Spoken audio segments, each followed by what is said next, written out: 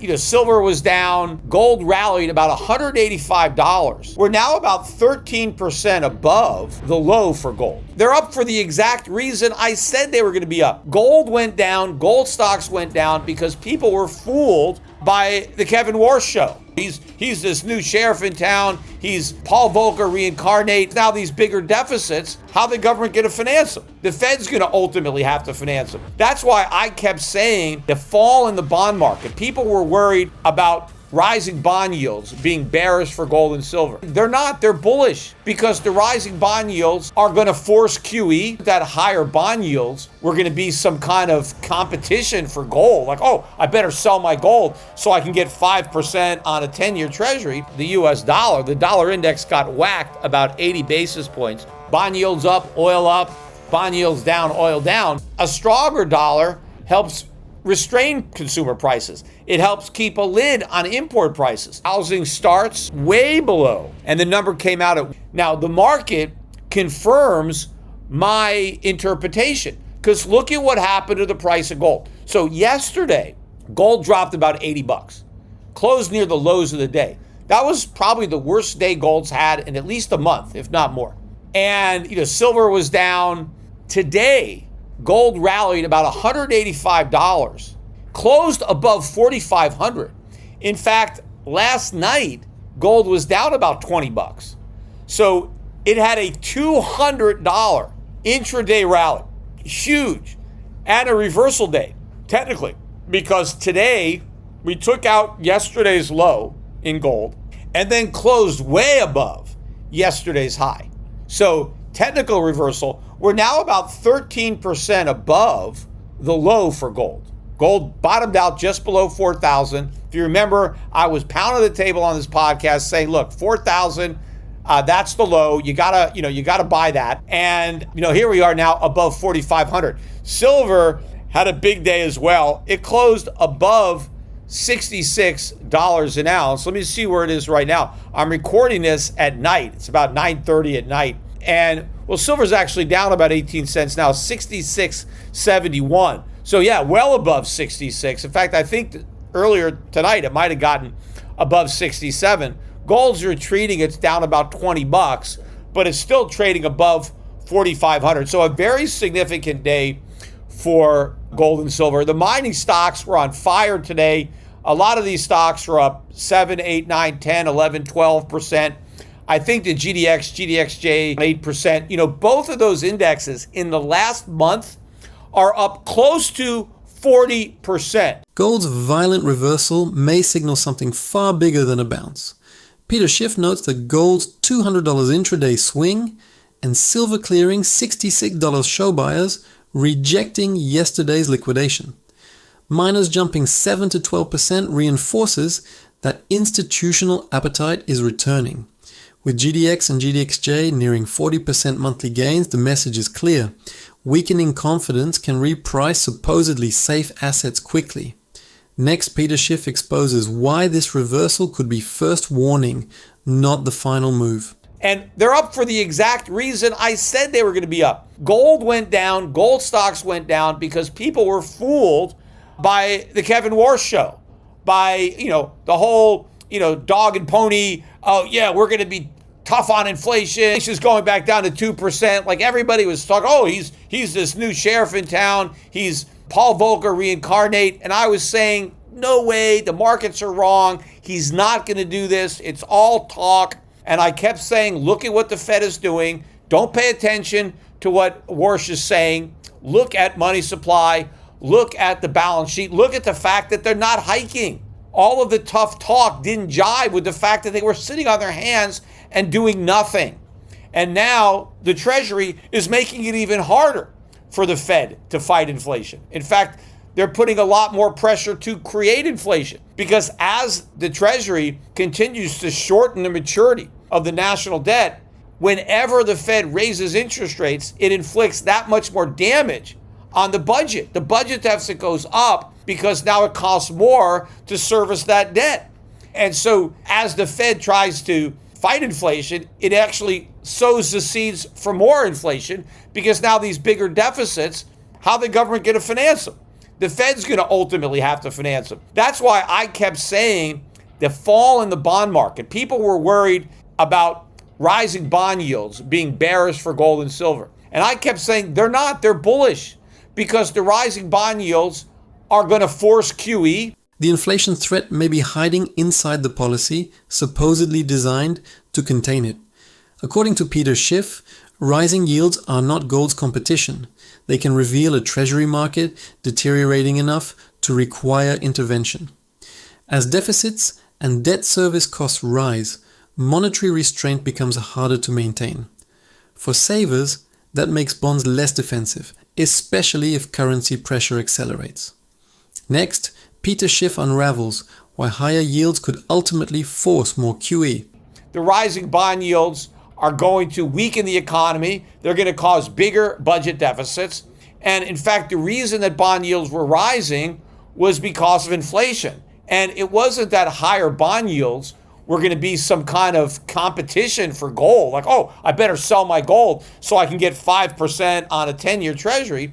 No, it was just another reason to sell your treasuries, because treasury prices are falling. When yields are rising on treasuries, that means the price of treasuries is going down. That means if you own treasuries, you are losing.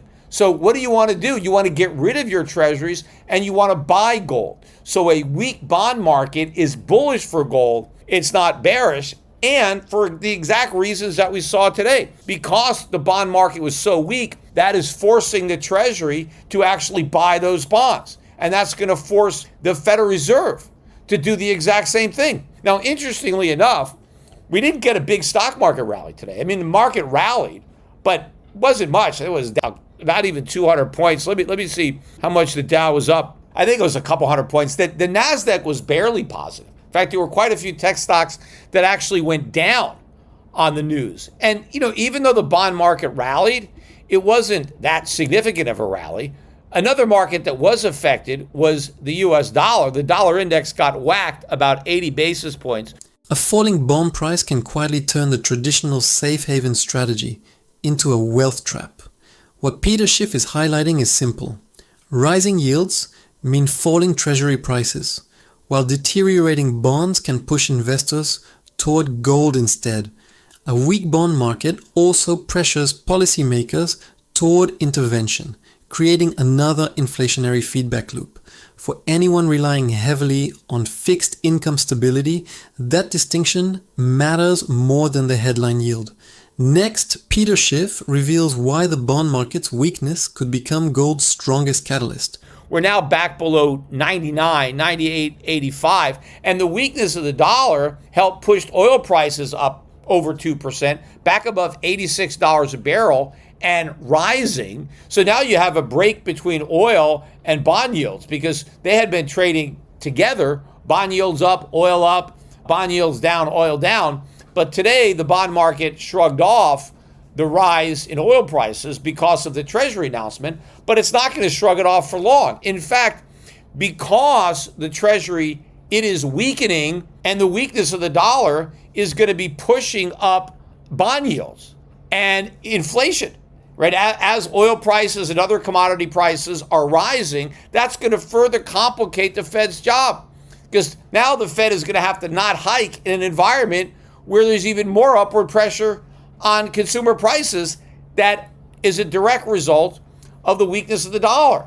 And obviously, Treasury had to know that this announcement was going to weaken the dollar and complicate the Fed's problem when it comes to inflation, because a stronger dollar helps restrain consumer prices. It helps keep a lid on import prices. But when you have a policy that is weakening the dollar, that is putting more upward pressure on oil and commodity prices, make it even more difficult for the Fed not to hike rates. But of course, it's not going to hike rates, especially with Treasury doing this Operation Twist, which obviously is going to expand, because the markets now know this. Bond prices are going to keep falling. This is just a temporary bounce. The markets are going to test the Treasury's resolve and ultimately the Fed's resolve. And again, a lot of this too is because of what's happening in Japan, right? The weakness in the dollar now is taking some of the pressure off the Japanese yen, and therefore some of the pressure off Japan. to sell U.S. Treasuries. The dollar's weakness is now feeding directly into the inflation problem policymakers claim they are fighting. Peter Schiff's argument suggests that an 80 basis point dollar drop alongside oil above $86 exposes the policy contradiction. A weaker currency raises import and commodity costs just as the Fed faces pressure to avoid tighter policy. That puts savers between inflation and falling purchasing power, while Treasury intervention masks the stress. Next, Peter Schiff exposes how Japan could amplify the pressure on US Treasuries. But, if you think about this, why the hell would the Treasury be doing this in an environment where long-term yields are rising? The last thing you'd want to do is pay off long-term debt and borrow more short-term debt. And, 20 years ago when rates were this high, and I hear some people saying, hey, it's no big deal that rates are up here because rates were here 20 years ago and everything was fine. Well, first of all, everything wasn't fine. But you can't compare the environment today to the environment 20 years ago when the national debt was less than a quarter of its present size. So you're talking about 5% of a huge number, not a small number. But it's not just that, it's the trajectory of rates. 20 years ago, we were still in a major bond bull market and yields were in a long-term decline. Now it's the opposite. Yields are rising. This is a bear market in bonds, and we're only about 5 or 6 years into it. So rates are going to keep rising. They're not going to fall like they're going to rise, and they're going to be a lot higher. Now, we also got some more economic news that came out today. Again, that is bearish on the economy. The housing numbers, look at housing starts and permits way below what had been estimated. They were looking for 1.415 million, and the number came out at 1.239 million. This is one of the lowest numbers that we've had, I guess, since the COVID lockdowns. And the same thing with pending home sales, which plunged, although they revised up last month, so it wasn't quite as bad. Comparing today's yields with 20 years ago ignores the debt mountain sitting underneath them. This is where Peter Schiff's thesis shifts. The issue is not simply whether rates look historically high, but what those rates cost against today's vastly larger debt burden. Housing starts at 1.239 million also point toward an economy already struggling under tighter financial conditions. Next, Peter Schiff unravels why the housing data makes Treasury intervention far harder to dismiss. It was down 5.4% was the original report for June, and now they revised that to down 4.8. But there was supposed to be a rebound of 1.4 in July. Instead, we had another decline of 2.3%. So overall, between the revision and the worst number in July, it was weaker than expected. In fact, the index, the pending home sale index, which was reported at 72.5 in June, was supposed to go up to 72.9. Instead, it went all the way down to 71.2. So this is another reason why the Treasury is in panic mode with respect to bond market, because the mortgage rates are set off the 10-year U.S. Treasury. Now, I don't know why they're not set off the 30-year U.S. Treasury. That would make more sense because these are 30-year bonds. So why are they pricing them off a 10-year Treasury when you got 20 more years of risk? And they have a 30-year Treasury. It's not like they don't have one. So you would think a 30-year mortgage would relate to a 30-year Treasury. And I think even though they're priced off of the 10s, the appetite should be more consistent with the 30, because that's how much risk you're assuming. You're collecting that mortgage for 30 years. I mean, assuming that, it stays. Obviously, a lot of mortgages get repaid early. And that's probably part of the reason, because it's not necessarily 30 years. But believe me, those mortgages that were taken out in the 2s and the 3s, you better believe those things are not going to pay off early. The owners of those, they're going to want to keep them, take them to the grave. They're going to hold them to milk them as much as they can, because the mortgage is what's so valuable, more so than the property. So a lot of banks or a lot of lenders are stuck with this low-yielding 30-year paper. They're hoping that whoever borrowed that money. The housing market is weakening precisely where the financial system is most exposed. Peter Schiff notes that pending sales fell another 2.3% instead of rising 1.4%, pushing the index to 71.2. That matters Because mortgage pricing is tied closely to Treasury yields, while lenders remain trapped holding ultra-low rate mortgages, borrowers refuse to surrender. For investors, housing weakness can become a banking problem when old liabilities stop behaving like assets.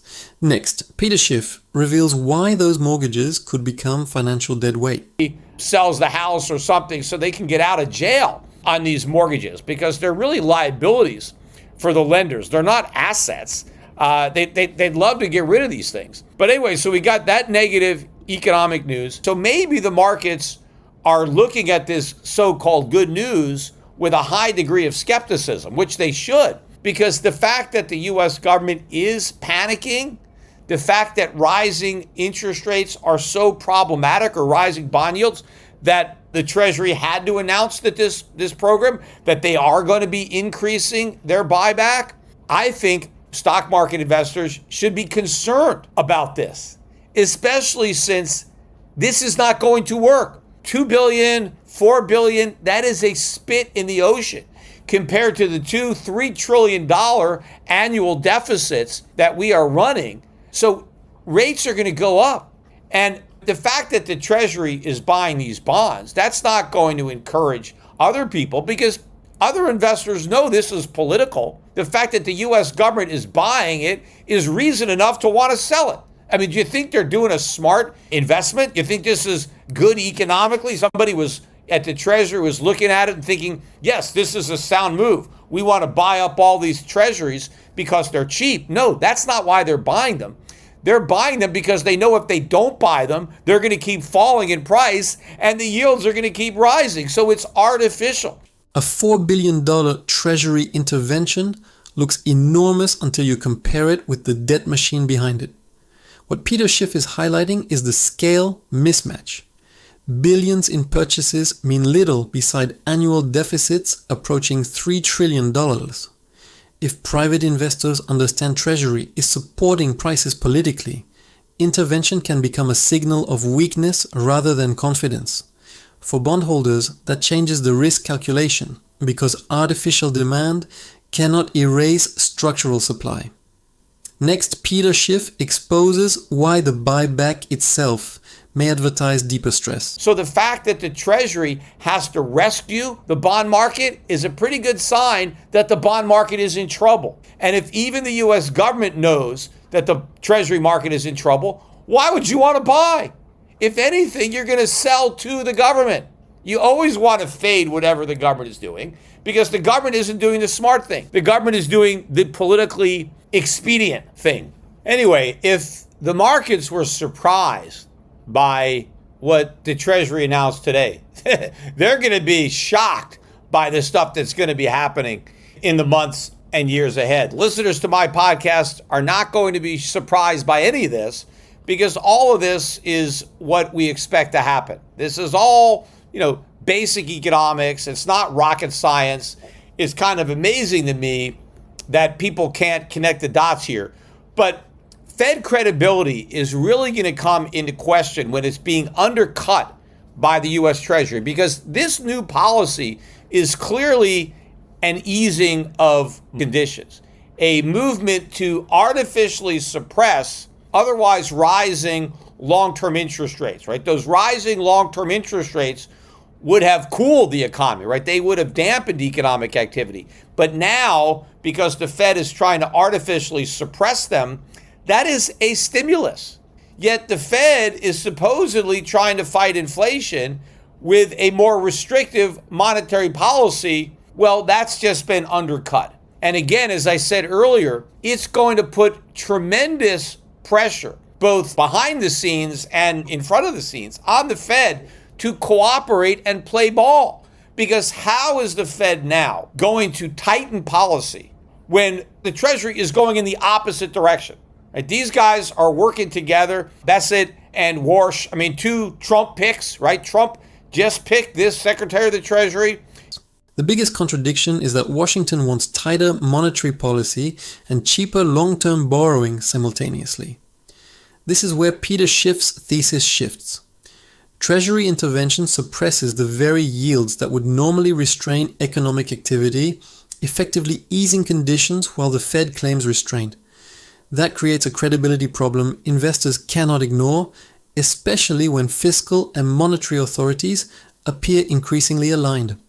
Next, Peter Schiff unravels the political pressure building between Treasury actions and the Fed's inflation mandate. He just picked this Fed chair, right? They're his buddies, they're on his team, they're all on Team Trump, right? They're not going to be working at odds with one another. Unfortunately, they're going to be working hand in glove. And so we're going to see much more weakness in the US dollar relative to foreign currencies than what we've already seen today. We're going to see a lot more strength in precious metals. You know, by the way, the yield on the 10-year Japanese government bond yesterday was above 4%. I mean, it's never been above 4% in its history. It's back below now at 3.98, right? It's got a little bit of a reprieve because of the strength of the yen. But, you know, the yen is not that strong. It's not out of the woods. Let me see where the yen is trading right now.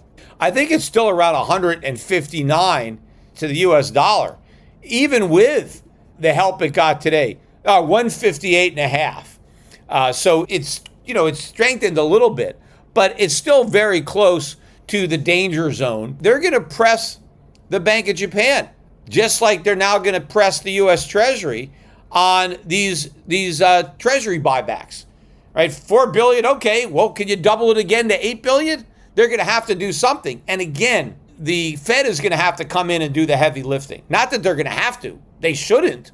Japan's bond market just crossed a threshold that could make America's debt problem much harder to contain.